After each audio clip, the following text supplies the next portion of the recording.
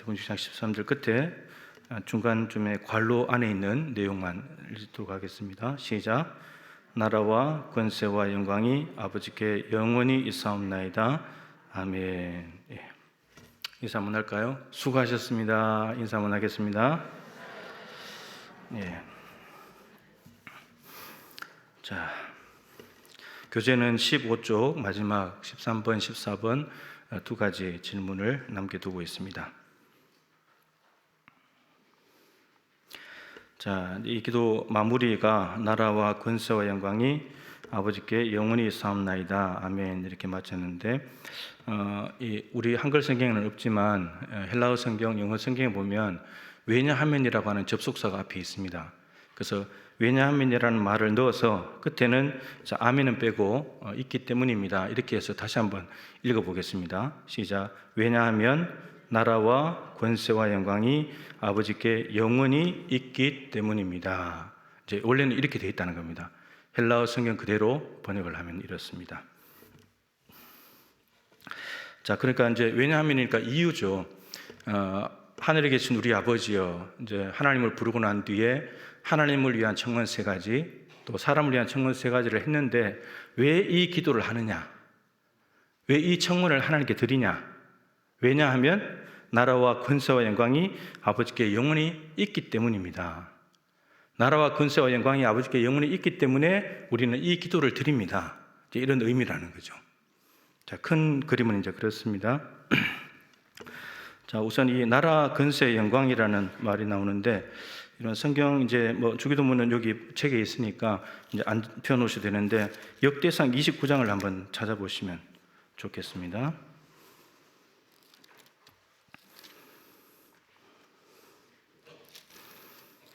역대상 제일 마지막 역대기의 마지막 장인데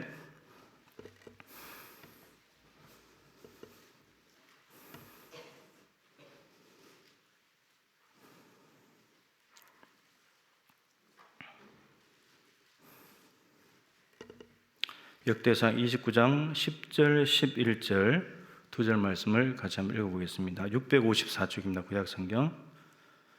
역대상 29장 10절 11절입니다. 시작. 다윗이 온 회중 앞에서 여호와를 송축하여 이르되 우리 조상 이스라엘의 하나님 여호와여, 주는 영원부터 영원까지 송축을 받으시옵소서. 여호와여, 위대하심과 권능과 영광과 승리와 위엄이 다 주께 속하여 사오니 천지에 있는 것이 다 주의 것이로소이다. 여호와의 주권도 주께 속하여 사오니 주는 높으사 만물의 머리이심이니이다. 네, 이제 다윗이 이제 성전을 짓고 싶었는데 성전을 하나님께 짓지 말라고 솔로몬이 지을 거다 그랬는데 다윗이 이제 마음만 하나님께 드리고 근데 성전은 지을 수가 없으니까 준비를 해줬죠. 솔로몬을 위해서, 아들을 위해서.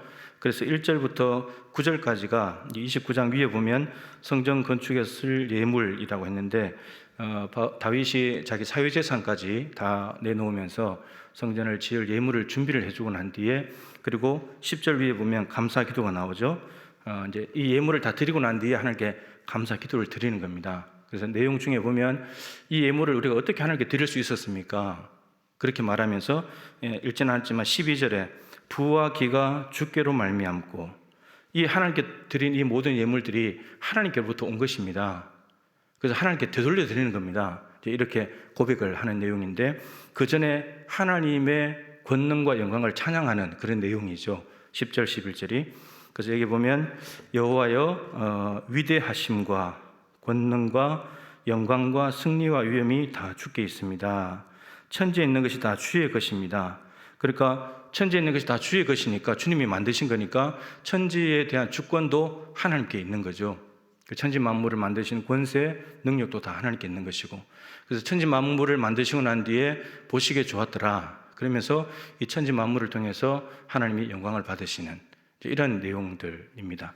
그래서 이제 주기도문의 이 마지막 부분이 여기에서 이제 가지고 온 것으로 이제 이해를 합니다. 여기 이제 용어들이 그다 들어 있죠. 또 예수님, 여기는 이제 하나님이 이런 분이다. 하나님께 이 모든 것이 있다. 이렇게 고백을 한 것인데 예수님께도 이 세 가지가 다 있다고 고백하는 장면이 있습니다. 다니엘 7장 13절 14절인데 그것은 보지는 않겠습니다. 오늘 아버지께 영혼이 있다는 것이니까 거기에 맞춰 좀 맞추겠습니다.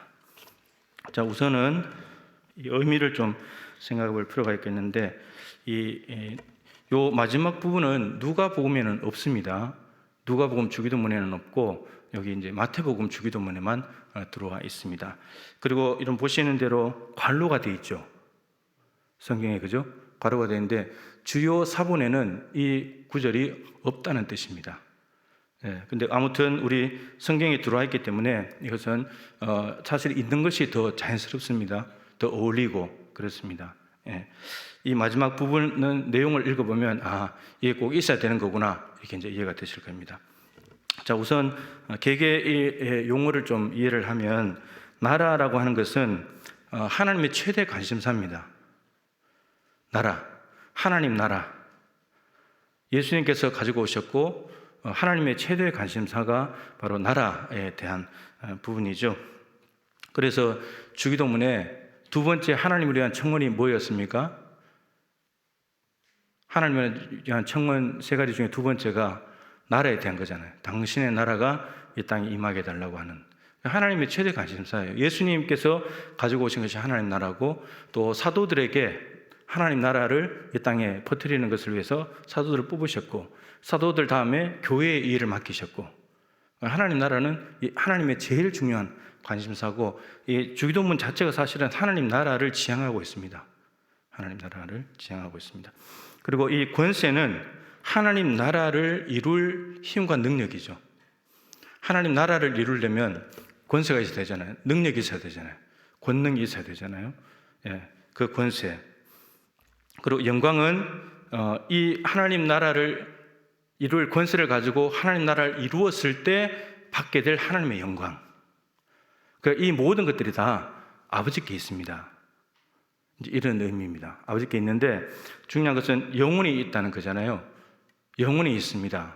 그럼 이제 영혼이 있다는 말은 지금 또 있다는 거고 앞으로도 계속 있다는 말이죠. 지금 없다가 갑자기 앞으로 있는 것이 아니고 지금도 있고 앞으로도 영혼이 있다는 말인데 그럼 지금은 어떻게 이 모든 것이 하나님께 있느냐? 예수님의 십자가와 부활을 통해서 마귀가 이미 박살났죠.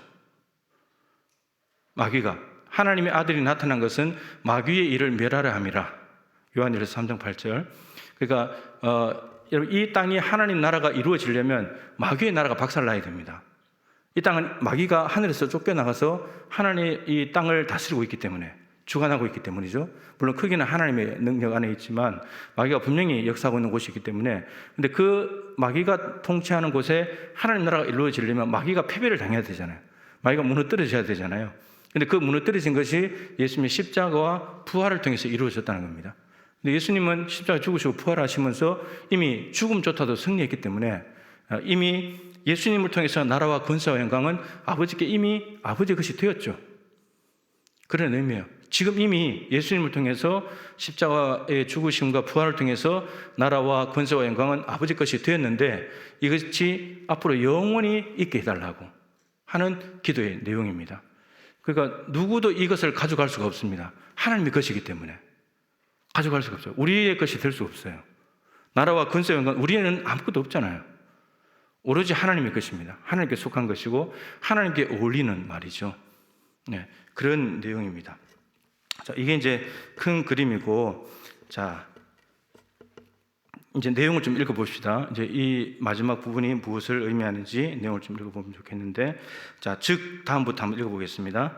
즉, 그러므로 우리가 주님께 기도하는 그 모든 것은 주께서 우리의 왕이시며 만물의 창조자로서 우리에게 모든 선한 것을 베푸시기를 원하시고 또 베푸실 수 있다는 것, 그리고 이로 인해 우리가 아니라 주의 거룩한 이름이 영원토록 찬양받아 마땅하다는 것입니다. 한마디로 말하면 하나님께서 이 모든 것을 하나님을 위한 청원, 사람을 위한 청원, 이 모든 것들을 하나님이 이루실 수 있다. 이 말입니다. 이 나라와 권세와 영광이 아버지께 있어야지만 이것이 이루어지게 됩니다. 나라와 권세와 영광이 하나님의 것이 아니면 6가지 청원이 이루어질 수가 없다는 뜻이죠. 그 한마디로 말하면 그런 내용입니다.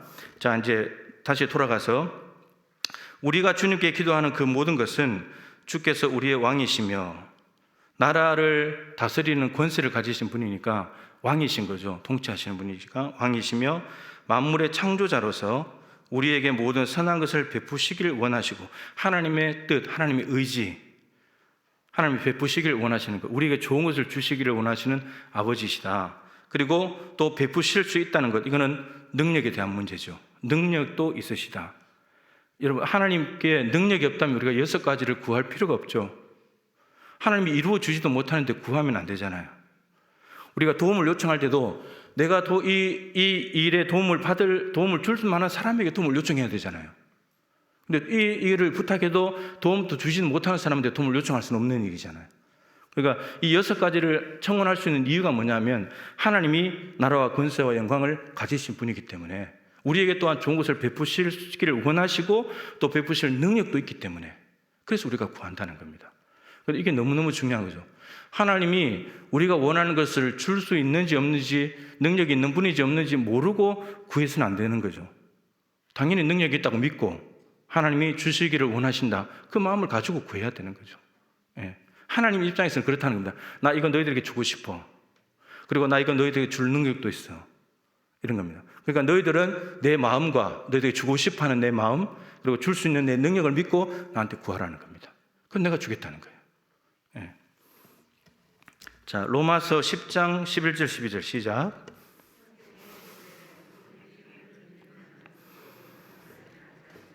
유대인이나 헬라인이나 차별이 없습니다. 한 분이신 주께서 모든 사람의 주가 되사 그를 부르는 모든 사람에게 부여하시도다. 자, 이제 문맥을 잘 이해를 해야 되는데 누구든지 그를 믿는 자는 부끄러움을 당하지 않는다. 그를 믿는 자는 누구든지, 그죠? 자, 근데 두 번째 줄 그때 한 분이신 주께서 모든 사람의 주가 되사, 이 모든 사람은 누구냐면 그를 믿는 모든 사람입니다. 그를 믿는 모든 사람. 그것이 유대인이든 헬라인이든 예수님을 믿는다고 한다면 그 믿는 모든 사람들의 주가 되시는 분이신데 그분은 그를 부르는 모든 사람에게, 즉 자기를 믿는 유대인이든 헬라인이든 자기를 믿는 사람에게는 부여하신 분이시다. 이 말은 6가지 청원은 유대인이든 헬라인이든 예수를 믿는 사람이 구하면 다 주신다, 이런 말인 거죠. 그러니까 중요한 것은 예수를 믿는 모든 사람입니다. 그러니까 믿지 않는 모든 사람까지 포함하는 말이 아니고 예수를 믿는 유대인이든 헬라인이든 한국 사람이든 아프리카 사람이든 미국 사람이든 모든 사람들에게 하나님은 부여하신 분이다. 다 주실 수 있는 분이시니까 그렇다는 의미입니다. 그래서 하나님은 주시고 싶은 분이에요. 우리에게 주고 싶어 하시는 분이라고요. 예. 여러분, 주는 게 기뻐요? 받는 게 기뻐요? 받는 게 좋죠. 그죠? 받는 게 좋죠. 근데 주는 게 훨씬 더 기뻐요. 이거는 안 해본 사람은 몰라요. 얼마 전에 카이스트에 766을 기부한 사람 있죠? 이수영 회장. 예, 서울대 나오시고 아마 법대 나오셨다가 나중에 완전히 이제 곤두박질을 쳐가지고 이제 돼지 치는 거 했다가 돼지 몇 마리로 가지고 시작했는데 엄청나게 많은 농장을 이루고 그렇게 됐는데 카이스트 역사상 최고액을 기부했죠. 766억. 좀 놀라셔도 되는데 이거 766억이 그 서울대 병원에는 자기 암을 치료해 줬기 때문에 1억 기부를 하고 카이스트 766억인데 그분이 제가 TV에 우연히 보다가 그분이 나왔는데 물었어요. 766억을 어떻게 그렇게 줄 수 있냐? 이렇게 물었어요. 그랬더니 이렇게 말했어요. 답이 간단했어요. 줘봐, 행복해져. 그렇게 말했어요. 766억을 기부를 했는데 줘봐, 행복해져.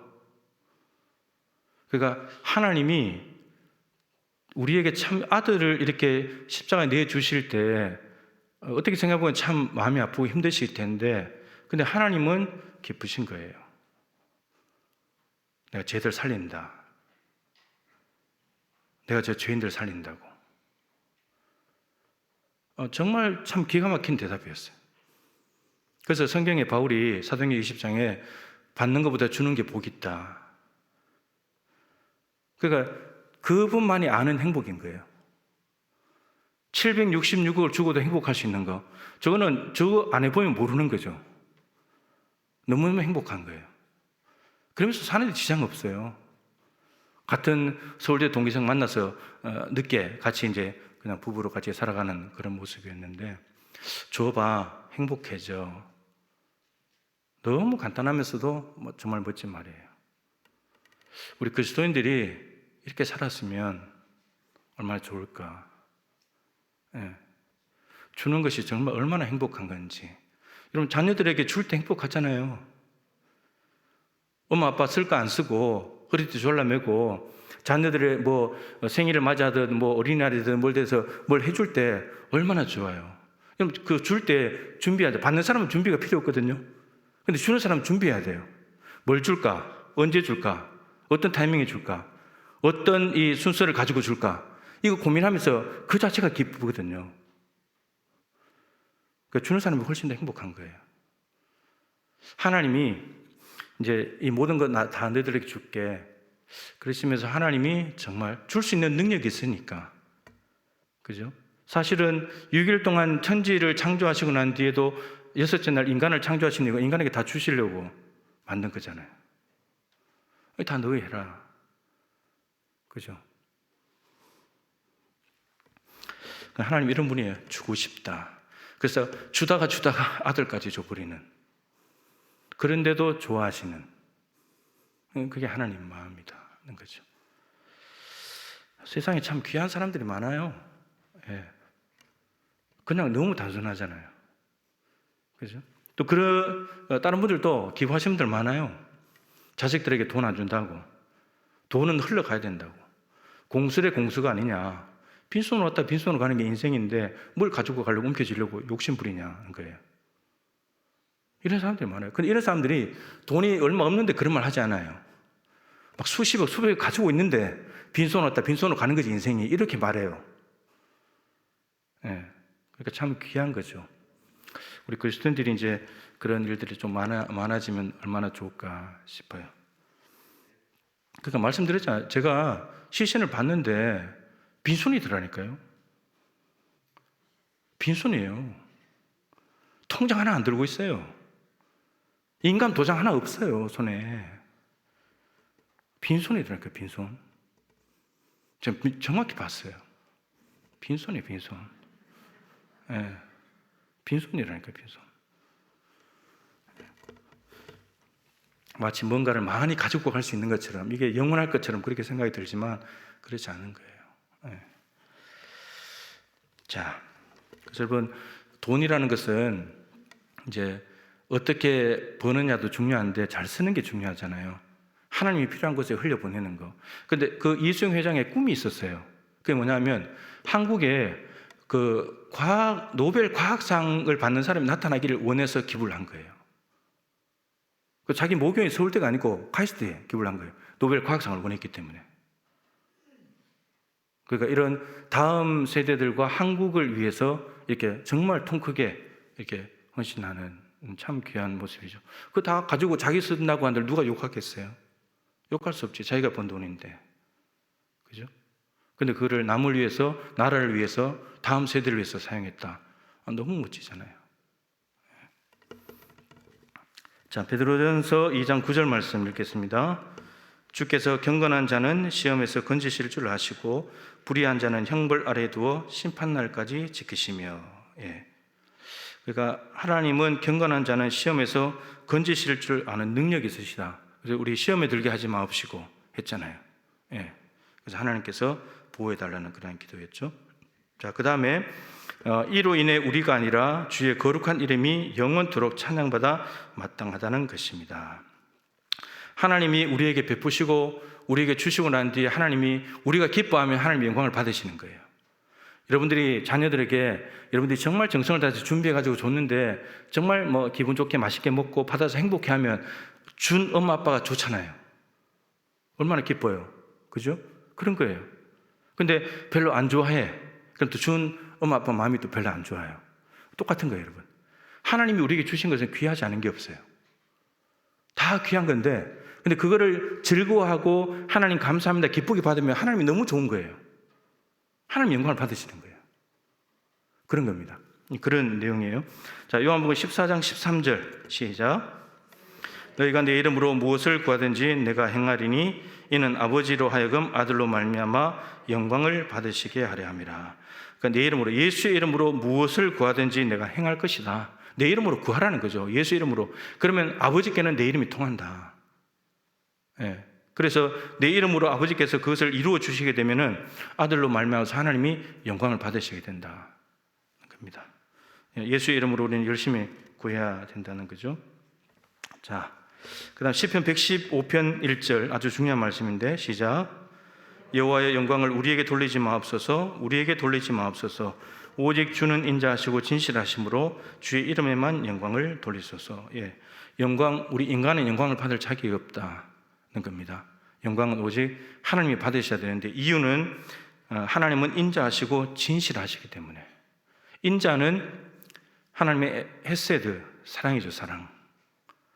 예, 하나님의 진실. 이거는 하나님의 너무나 중요한 성품이죠. 그래서 이 인자하시고 진실하신 하나님만 영광을 받으셔야 된다. 우리가 영광을 받을 자격이 없다라고 하는 거죠. 이것은 주기도문에 이름이 거룩히 여김을 받으시오며 아버지의 이름이 높아지는 것과 연관이 있습니다. 아버지의 이름이 높아지려면 내 이름이 사라져야죠. 예, 그래야 아버지께서 영광을 받으시는 것이니까. 예수님도 자신의 영광을 위해서 살지 않았습니다. 예, 예수님도 하나님의 영광을 위해서 살았습니다. 오직 하나님의 영광을 위해서 살았습니다. 자, 나라와 근세와 영광이 영원히 아버지께 있기 때문에 우리는 6가지의 청원을 하나님께 드립니다. 이루어 주시옵소서. 이렇게 되는 거죠. 자, 그리고 이제 마지막 아멘이라는 단어가 있습니다. 자, 아멘이라는 단어가 의미하는 것은 무엇입니까? 아멘이란 그것은 반드시 진실하고 확실합니다라는 뜻입니다. 이 아멘이 우리 한글로는 진실로 이렇게 이제 번역이 되어 있고요. 또 아멘 그대로 되어 있는 데도 있습니다. 아멘. 그래서 사실은 이제 에이멘, 그런데 에이멘은 틀린 말이에요. 아멘이 맞아요. 헬라어가 아멘으로 되어 있거든요. 예. 자, 그것은 진실하고 확실합니다. 그래서 나라와 권세와 영광이 아버지께 영원히 있사옵나이다. 아멘은 나라와 권세와 영광이 아버지께 영원히 있기 때문에 이 청원을 드립니다. 이것은 진실하고 확실합니다. 이런 뜻인 거죠. 예.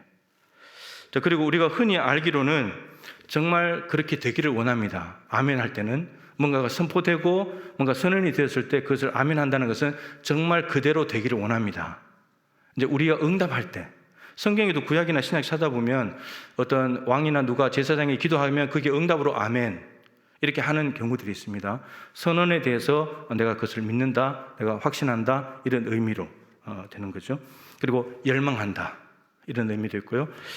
요한계시록 3장 14절에 보면 라오디게아 교회, 아시아 7교회가 나오죠. 계시록 2장 3장에 7교회가 나오는데 그 마지막에 나온 교회가 라오디게아 교회인데, 그때 예수님께서 7교회에 그 교회의 적절한 모습으로 나타나시는데 항상 그 교회를 시작할 때에 예수님에 대한 어떤 묘사가 있어요.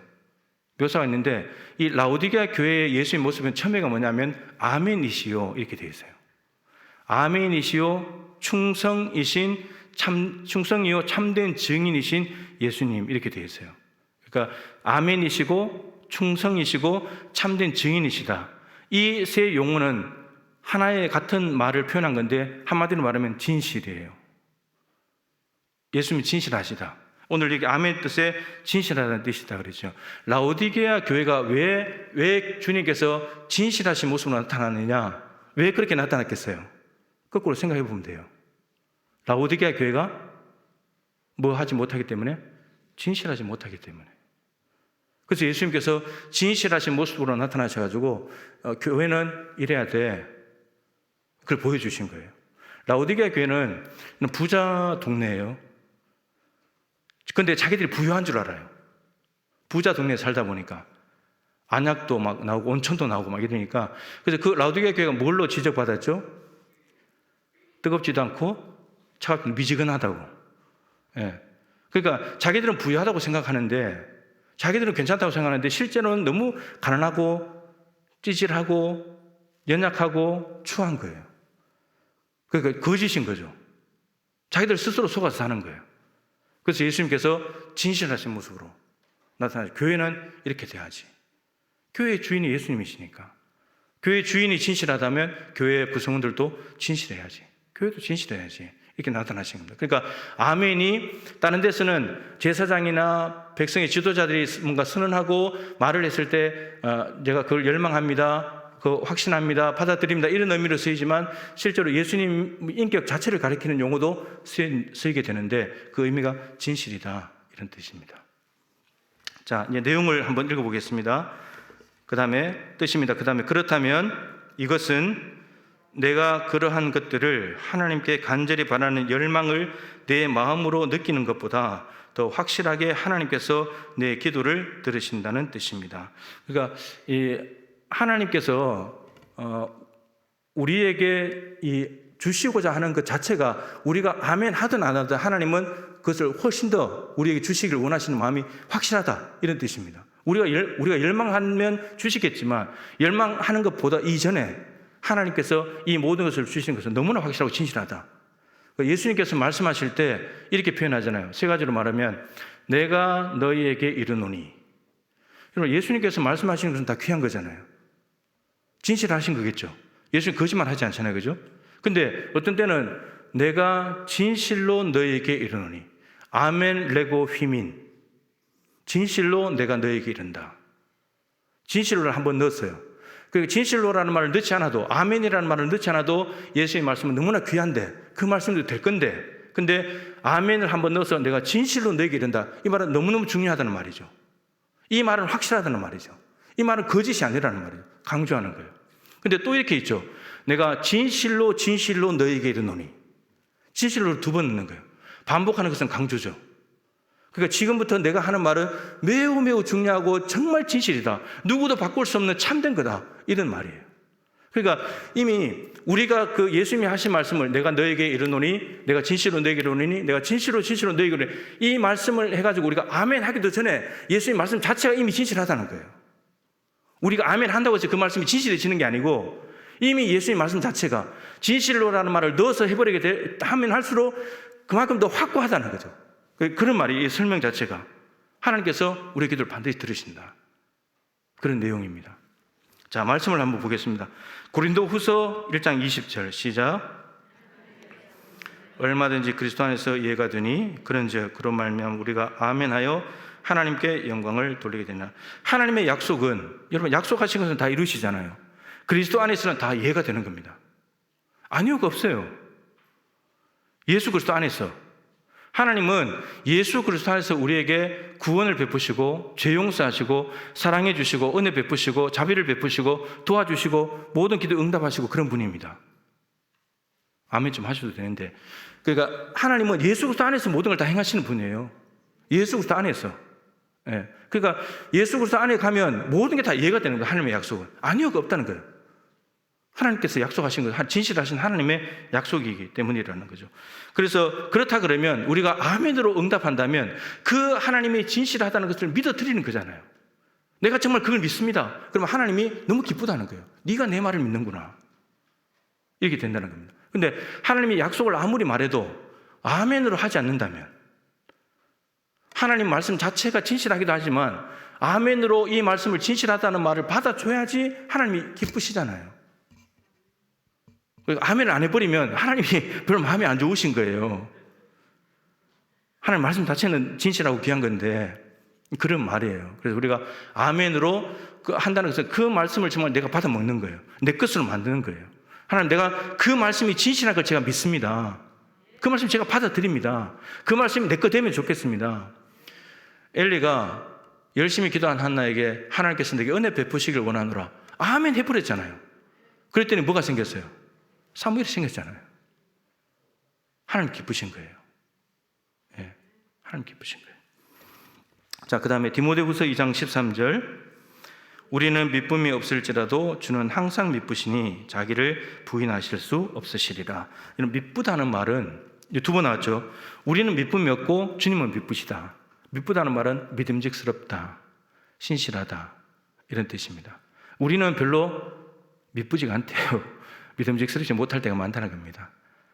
예, 우리 베드로처럼 장담해놓고도 막 안 해버리잖아요.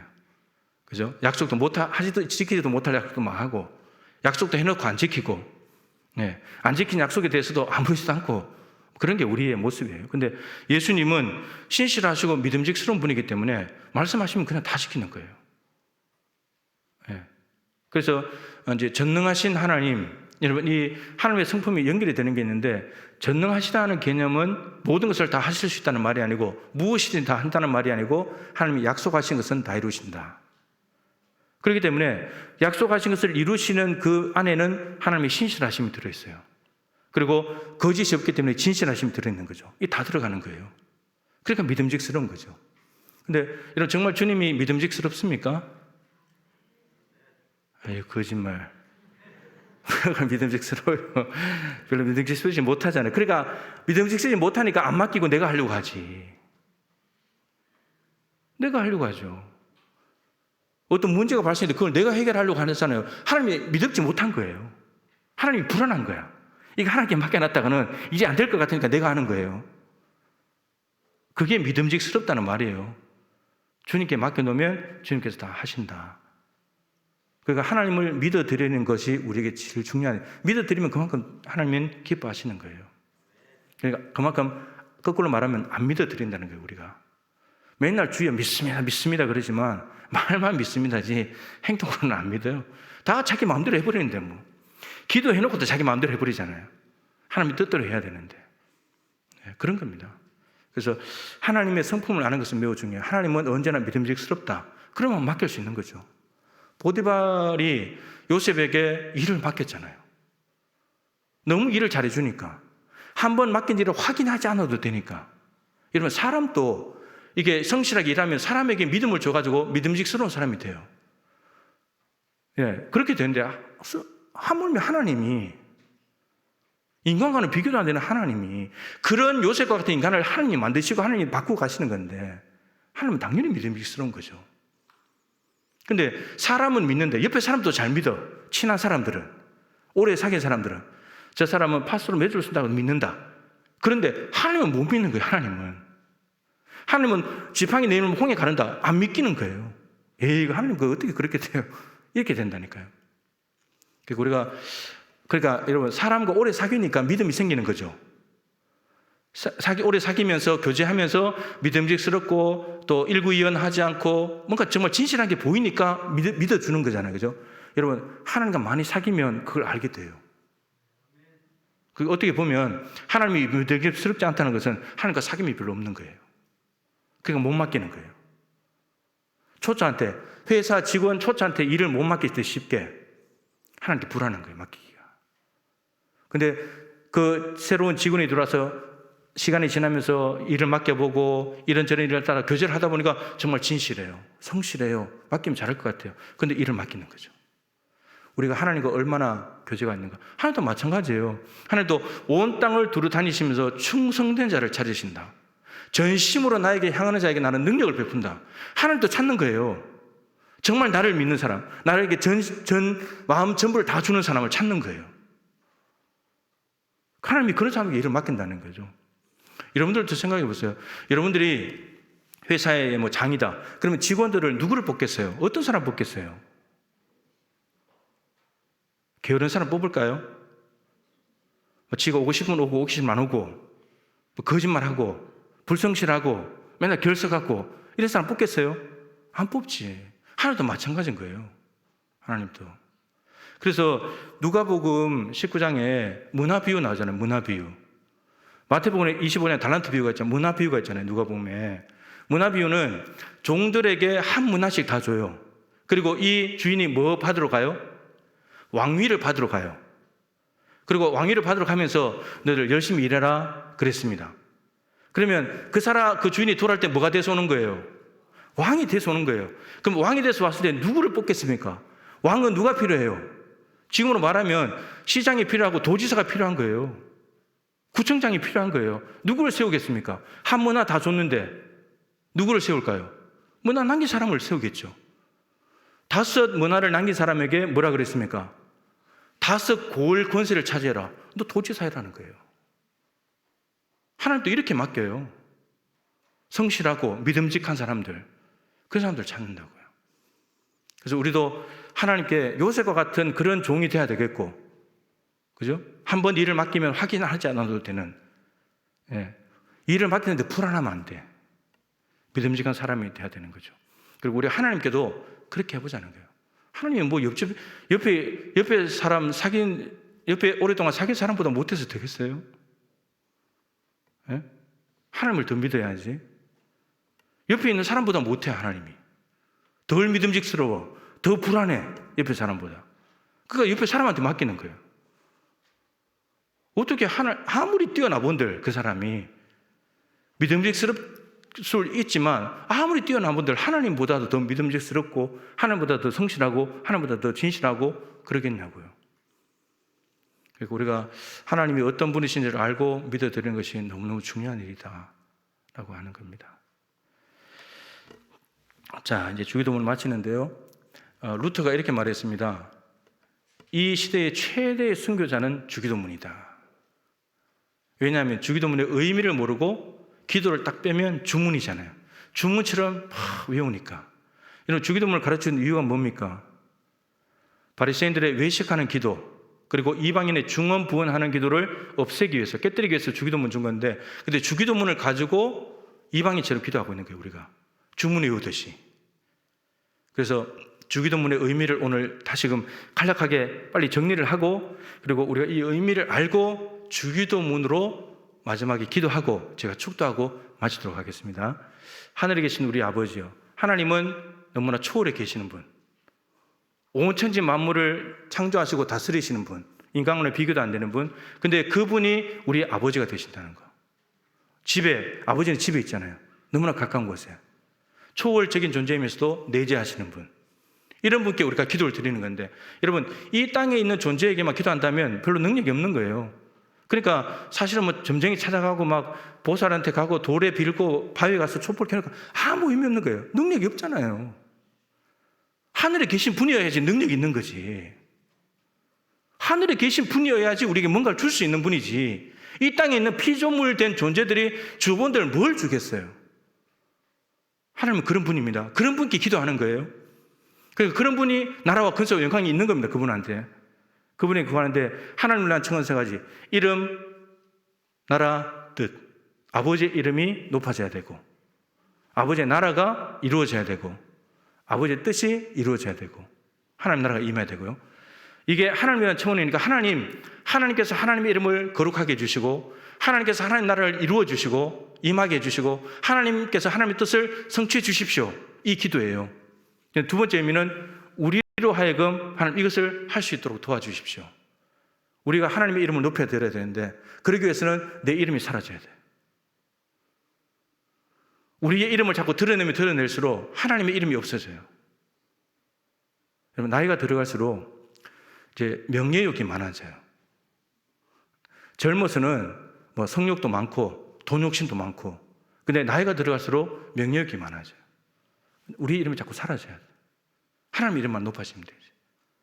그리고 나라, 우리의 영역, 나의 나라가 다 무너져야 돼요. 그래야 하나님 나라가 이루어져요.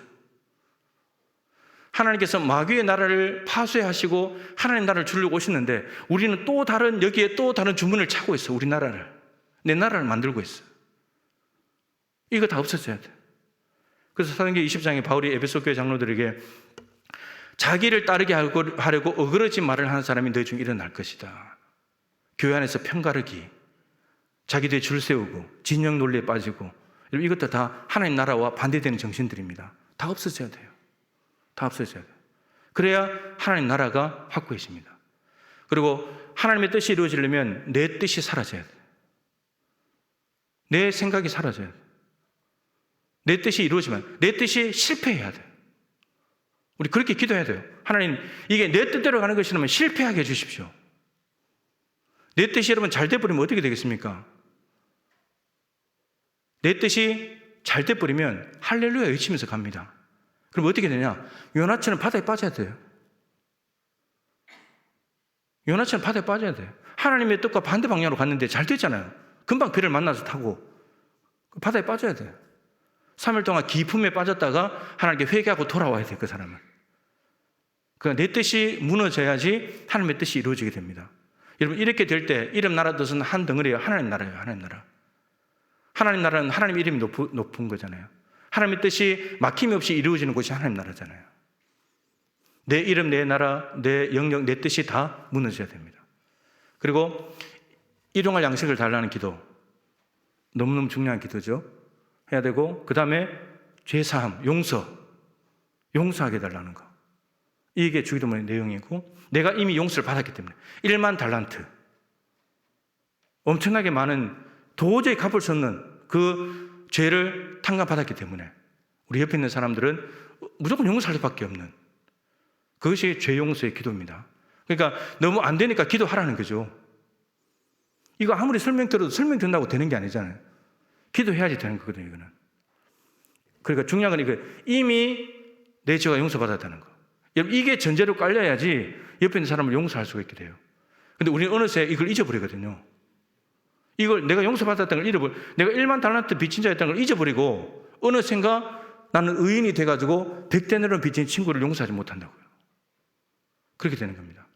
그리고 시험에 들게 하지 마시고, 시험으로부터의 보호가 아니고 시험 속에서의 보호, 시험에 들어가지만 패배하지 않는, 악은 악한 자 사탄으로부터 우리를 건져달라는 거.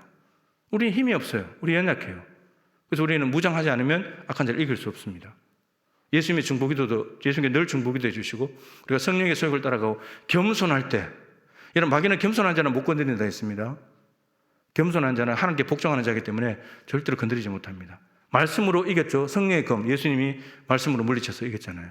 그리고 시험에 들지 않게 기도하라.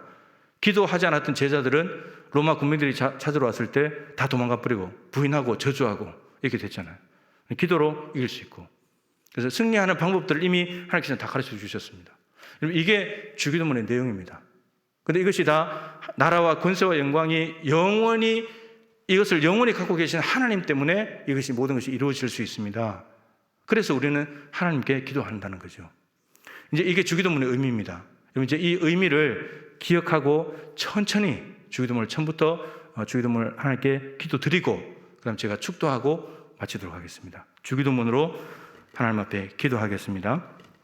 하늘에 계신 우리 아버지여, 아버지의 이름을 거룩하게 하시며 아버지의 나라가 오게 하시며 아버지의 뜻이 하늘에서와 같이 땅에서도 이루어지게 하소서.